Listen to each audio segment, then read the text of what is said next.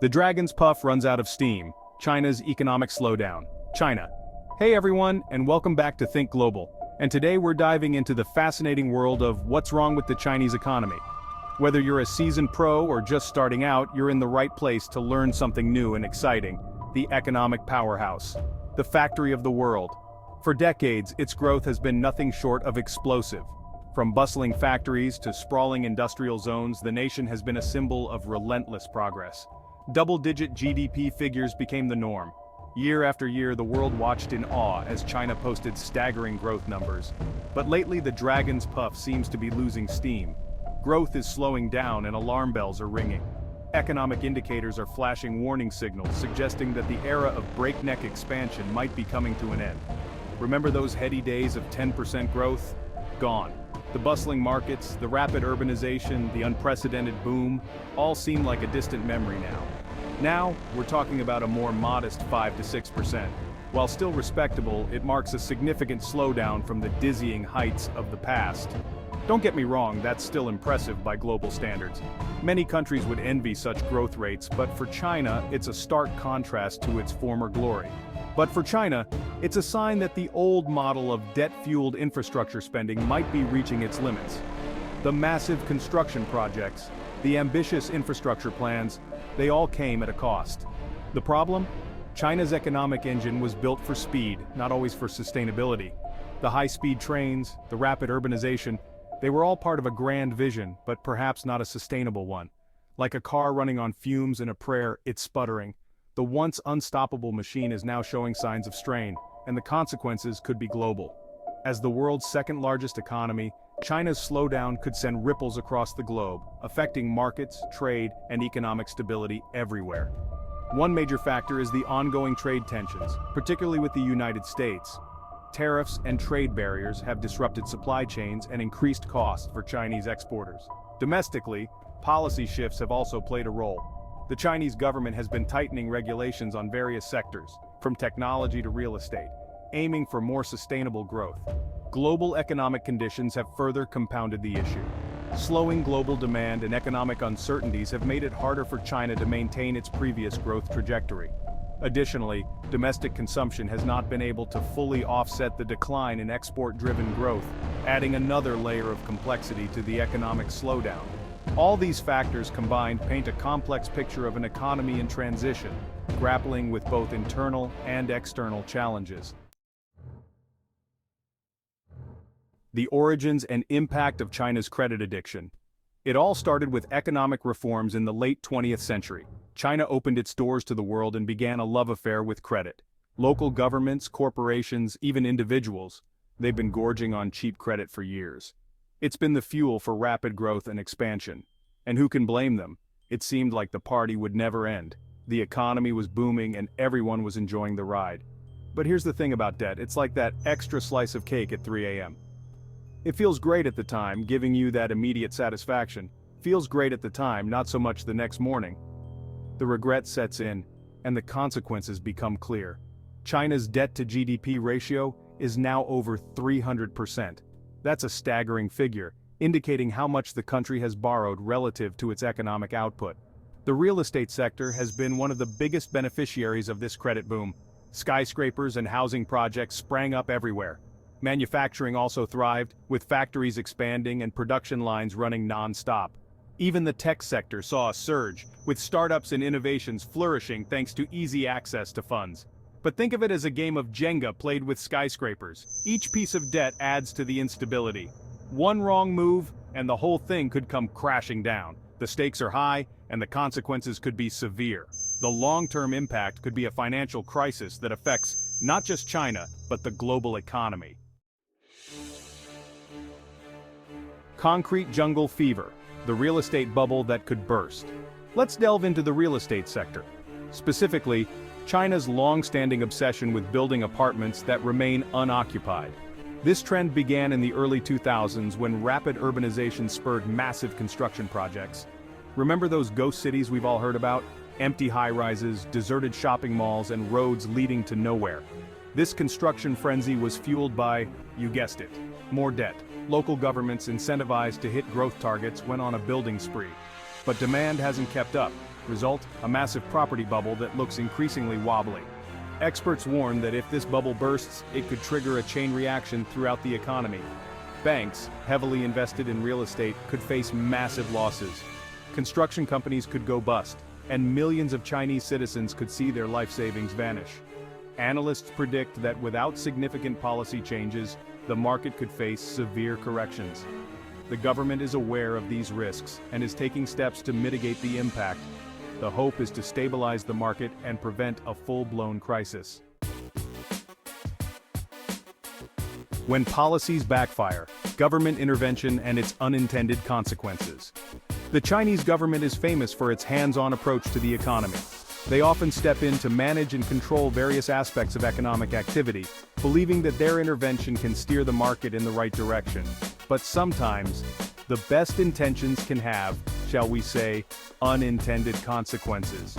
Even the most well-meaning policies can backfire, leading to results that are far from what was originally intended. Take, for example, the government's efforts to prop up the stock market.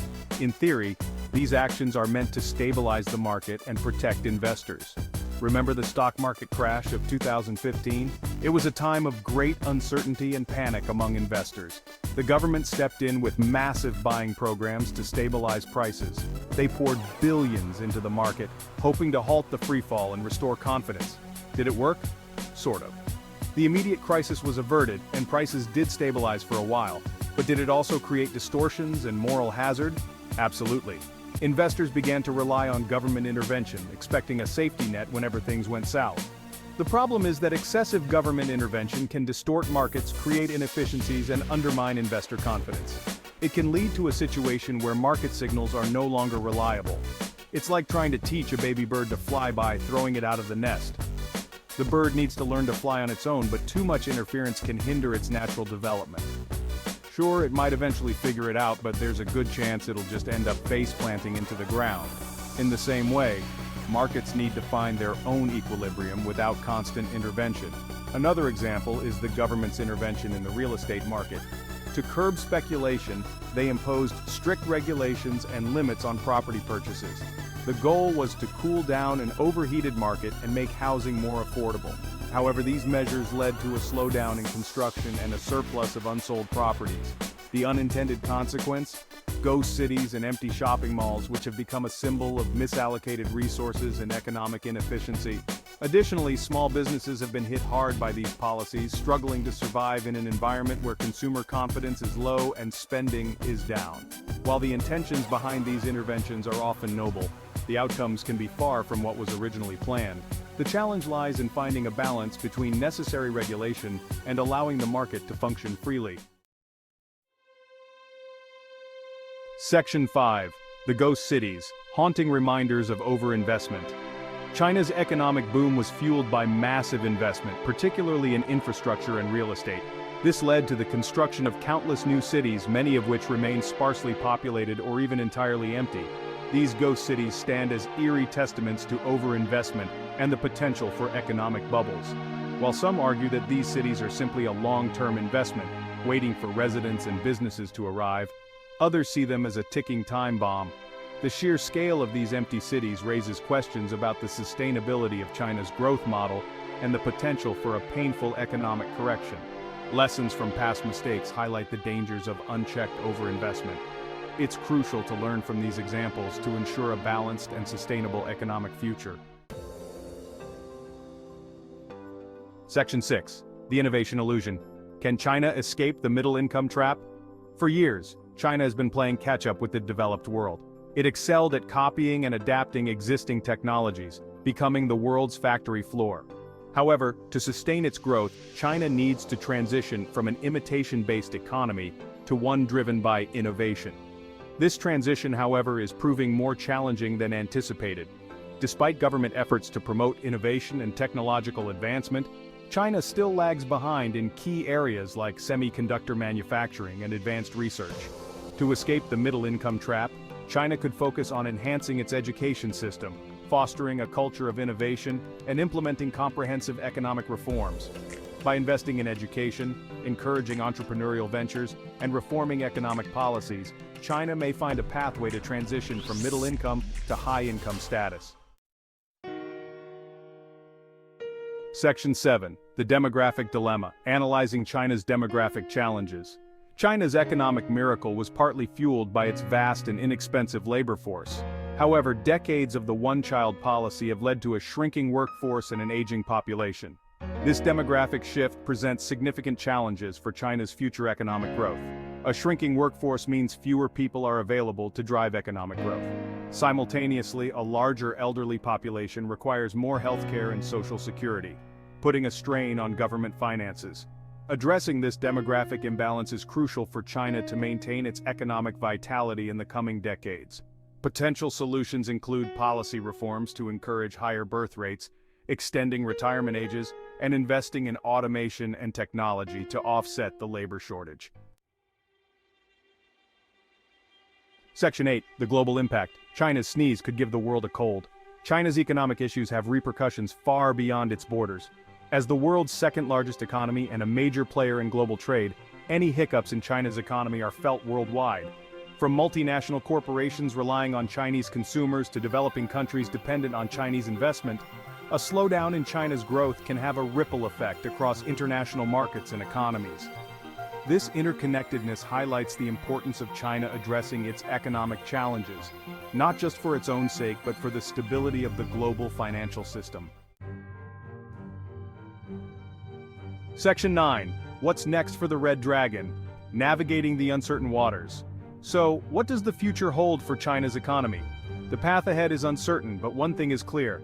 The days of easy, double-digit growth are likely over. China faces a complex set of challenges, from its mountain of debt to its demographic headwinds.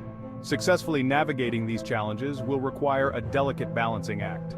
The government will need to address its debt problem while continuing to stimulate economic growth. It needs to promote innovation and technological advancement while also addressing social inequalities. And it needs to do all of this while managing its complex relationship with the rest of the world. Experts suggest various scenarios: a slow but steady growth, a potential economic stagnation, or even a surprising resurgence driven by innovation. Each scenario presents its own set of opportunities and risks, making the future of China's economy a topic of global interest and speculation. Section 10. Can the dragon dance its way out? The future of China's economy. Despite the challenges, it's important to remember that China has a history of defying expectations.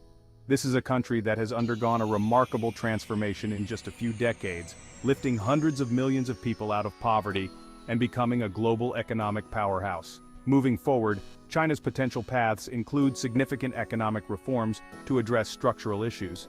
Technological advancements will also play a crucial role in driving future growth. Additionally, international cooperation could help stabilize and boost China's economic prospects. The world is watching closely, hoping that the dragon can dance its way out of this one. Section 11. A global reality check. We're all in this together. China's economic woes are a stark reminder that we live in an interconnected world. What happens in one corner of the globe can have ripple effects far and wide. As China grapples with its economic slowdown, it's a wake-up call for the rest of us. We're all stakeholders in the global economy, and international collaboration is crucial. Whether it's promoting sustainable growth, addressing inequality, or fostering international cooperation, we need to work together to create a more resilient and equitable global economy for all. After all, when the dragon sneezes, the whole world catches a cold. That's all for today, folks. Remember to keep practicing, keep exploring, and keep pushing your limits. Until next time, take care and be happy. What's wrong with the Chinese economy? And finally, I want to thank each and every one of you for tuning in. Your support and engagement mean the world to us. If you found this video helpful, don't forget to give it a thumbs up and consider subscribing for more content like this.